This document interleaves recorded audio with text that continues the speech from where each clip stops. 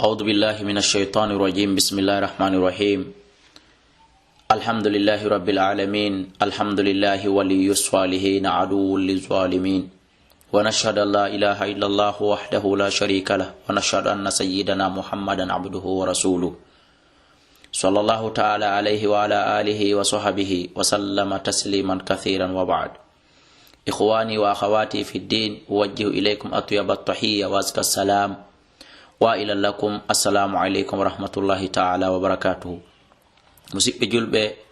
من عبد الله كلام يتي الله إنفو إن يتي الله تبارك وتعالى بدو أن كان لا دمير محمد صلى الله عليه وسلم سيدي تك الله ربته دسيونا الله مسيدي تك لا دمير محمد كجيا دمكو كن لا دمكو ويوتني نلانغال أسودالي أو جامفاكي أو دويتالي. هراي مسيب جلبة وانو أندر دونون باو فيرغول أن القرآن أن غسا فيروجي فاسون جتاتي waɗugol nde nisfu ila bagara ha nasiyil to waɗa ɗerol tafsir qur'ana de bagara ha nasiyil to waɗa tafsir qur'ana turwa jalaluddin amma ha nasi ɓawti ɗum ɗon firgol an defte 12 gasa no jeeya e bulughul maram, minhajul muslim, riyadus salihin, mulakhasul fiqh, suwar min hayati sahaba, siratun nabawi, sifatu salatun nabiy, matinuddin, akhdari, asmawiya, hisnul muslim, muallimul qira. Bawo firgol an ɗeɗo gasa musidɓe julɓe, haray imamuɓe meɗen ɓen, mawɓe meɗen ɓen, karmakoɓe meɗen ɓen ka fuutari ka fuuta jalo tawɓe hino gikkinori hutubirgol hutuba juma on nde ɗo deftere wiyetende diwanu hutubatul minbariya. andi nde ɗo oɗo cheikhujo wiyeteɗo abdourahman ibn muhammad ibn ismaila himo windi hutubaji jumaje hitande nden fo jumare kala lewru kala mo waɗani ɗum hutubaje 4 ma 5, lewru kala mo waɗani ɗum hutubaji 4 ma 5, tawti hutuba idije ɗen ɗiɗi, julde suuma e julde donkin nde tawno ko ɗen ɗon ɗiɗi marɗen juldeje. jon noon mawɓe mengo ko nde ɗo deftere tun gikkinori hutubirgol nde tawno hutuba mayre on no nani no laaɓi no selli. jon noon ɓaawo gaynugol firgol ɗeɗa defte ɓe ɗo imamuɓe meɗen landi lan haray ko yemi tafsiru ndeɗo wonande tawɓe ɓowrina hutubirgol nde moƴƴa fi kamɓe kadi yoɓe wawu jangude ɗon, yoɓe wawu finade ɗon, ɓe ɓowrina nde fi yoɓe wawu ɓowrinde hutuba on ka hoore gangunal, fi yoɓe wawu ɓeydu wawude hutubande jama on ko nani. haray mi notike noddande maɓɓe ndun e waɗugol ngal gollal nde tawno nelaɗo sallallahu alaihi wasallam maki laysa minna man la yukabbira kabirana wa yarhamana saghirana. jeeya kay amen paykun kun teddinta mawɗo ma mayɗo mo mawɗo mo yurminta paykun. haray ɓaawo mawɓe meɗen ɓe landike langal landal haray wona jogagol gandal musidɓe julɓe ko notagol ɓen mawɓe meɗen imamuɓe meɗen e kala tawɓe hino hutubira nde ɗo deftere. ɓaawo mi waɗinde mutala ami taw enele ñabbeli ala e mayre, haysi tawi woni ñabbeli no ton kono awa hutuba ko nde wajoto ko yimɓe ɓen haray hutuba on ko naniniɗo ko laaɓuɗo ko selluɗo ko jinganayi ɗum alqur'ana e sunna. haray mi notike noddandu maɓɓe ndu musidɓe julɓe hande e juma e ñande 12 hande e juma ñande 12 paran ɗiɗaɓuru,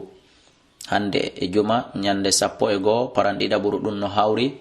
ko ɗum woni vendredi le 2 janvier l'année 2015. haray mi notike noddani maɓɓe no fuɗɗagol nde hande haray musidɓe julɓe ko fi tun notagol noddani maɓɓe ndu wona gandal ɗuuɗi. haray ko yiɗugol no mi holliri on noon yo musidɓe an julɓe ɓen, imamuɓe o, karamukoɓe o, fuɗɗotoɓe o, yo goto kala faamo dina mum kan, ka ngesa mum, ka julirde mum, ka wuro muɗum, ka parawol mum, ka bureau, ka avion, ka usine ka gollata ɗon, ka société ka gollata ɗon. ko ɗum woni fandude ande yo musidɓe an kala nanayɓe haala an pular kan, fulɓe lagine mali, fulɓe guine bissau, gambi, cameroun, niger, nigeria, burkina, nde tawno ɗum ɗo fo muɗum hino noddude lan kala nanowo haala an kan e jakankeɓe e sarankulleɓe, ɗum ɗo fo muɗum hino naftorde tafsirji ɗin ko fiyo goto kala wawu jangude dina muɗum kan no newori ko alda e déplacement, ko alda e ɓittare, e surtout musidɓe aɗen julɓe tawɓe hino hoɗiro e hella Europe ma Amérique e ko nanditata e muɗum. haray ɗe natande tafsirum ɓe wi en dow addinan nasiha. karamo ko jon o fuɗɗori wo dina kanko laaɓodiran musidɓe julɓe sellataka jam foɗalami abdoullahi kala sellataka min kadi mi jam foma bismillahirrahmanirrahim bismillah ko inde Allah arrahmani nemino julɗo e kefere kadna ɗo rahim nemino jul gomɗiɓe ɓen tun ka lahara. Alhamdulillah yettoje ɗen wodani Allah rabbil alamin jeeɗo tage fango wal aqibatu lil muttaqin battane moƴƴe ɗen wodani huloɓe Allah ɓe yalla waɗen huloɓe Allah wala udwana jaggitere ala illa ala zalimina sona e dow yimɓe toñoɓe ko ɓen andira jaggutugol wota e wonu jaggitoɓe toña goɗɗo sinaɗo ara waɗi gikku toñoɓe. Wa inna allaha anden Allah la yudi o yebata ajral muhsinin baraji moƴƴinɓe ɓen sa moƴƴini gollal ngal ɗuuɗi o ngal fanɗi o ngal suuɗi o ngal feeñi o Allah bonnata ɗum. Wa ashhadu mi seeditike min Abdullahi Kala onon kadi wonɓe jangude seedite an la ilaha wonde ala reweteɗo illallah wahdahu kanko to la sharika lahu ala kafi diɗɗomo almalikul haq kanko ni lanɗon ka gonga almubin kanko ni feeñuɗo. Wa ashhadu mi seeditike anna sayyidana wonde ko hojo meɗen o nabiyina annabajo meɗen muhammadan kañum ko muhammadu abduhu ko jiyaɗo Allah wa rasulu ko nelaɗo makko wona o allahjo wona o reweteɗo ko gomɗinteɗo ko jokketeɗo ko gonguinteɗo imamil mursalin kanko noon kadi woni almamijo nelaɓɓe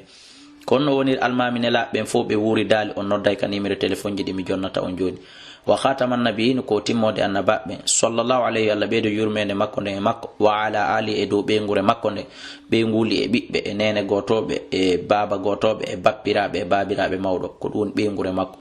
wa sahaabi e sahabaɓe makko ɓe wuuridi ashratul mubashirina bil janna khulafa'ur rashidin al arba e ɓeɗo badriyankoɓe e uhudiyankoɓe e ko nandita tay mum ajmayina ɓe dendangal salatan yurmende wa salaman e kisiye daimayni duumiɗi ɗiɗi mutalazimayni kolodirɗi ɗiɗi sigodirɗi ɗiɗi kapular ila yawmidin ha ñalande juddi kuuɗe wa ba'du fa hada nde ɗo deftere diwanun ko diwanuji ko groupe aji azimun mawnuɗi fil khutab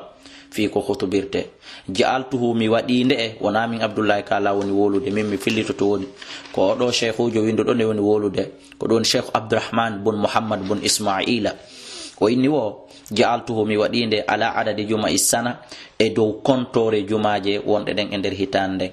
fa aqulu min miɗo wowla konngol ngol kono wa billahi tawfiq ko Allah woni hawrindinowo haray ko muqaddima on ni haray ɗum ɗo en waɗay ɗum ɗo darsu waɗen ɗum ɗo pos haray deftere nde en waɗay hutuba kala darsu haray mi ɓanginano yayi en enen imamuɓe ɓen ko honto gaseten wadde hutuba arano on e ko honto hutuba arano on hattinten ko honto ƴettiteten hutuba ɗimmo o haray en waɗay hutuba be ƴetta darsu kono ɗo yo en natande e fuɗɗagol hutuba on haray mi adday adresse ji an ɗin tawnande faalaɗo lam faljutude ma faalaɗo lan du'anade ɓeydana lan du'a ma faalaɗo lan weltanade hawnaki no gasa ko weltini heɓo ton haray mi adday adresse ji an ɗin inde nden no andirɗon no musidɓe julɓe ko Abdullahi Kala Diallo bun Alpha Muhammad wuri Kala Diallo bun Ceerno Fatoumata Sow jibinande Mamu Ñagara laabi ko Kala miɗo jooɗi ka capital men Conakry ɗo fewndo ɗo ka quartier cimenterie Baylo Baya centre numéro téléphone on haray e hino ka orange on waɗay 628 60 53 09 ka areba on waɗay 664 60 53 09 ka selcom on waɗay 657 60 53 09 ka intercell on waɗay 631 60 53 09 ka sotel gi kadi même numéro si tawi woni en faami numéro ji ɗin fof ko gotum ko kodduji ɗin tun sansidirton e nder lesoji woduɗi lagine ɗin fof fewndo ɗo amma ka email Facebook Skype YouTube haray ɗon kadi en wawa humpodirde ɗon kadi Google o en wawa humpodirde on waɗay Abdullahi Kala @gmail.com haray ko ɗo woni ko waweten humpodirde faalaɗo humpodirde an wo musidɓe julɓe haray ko adresse ji ɗinni wallahu a'la wa a'lamu.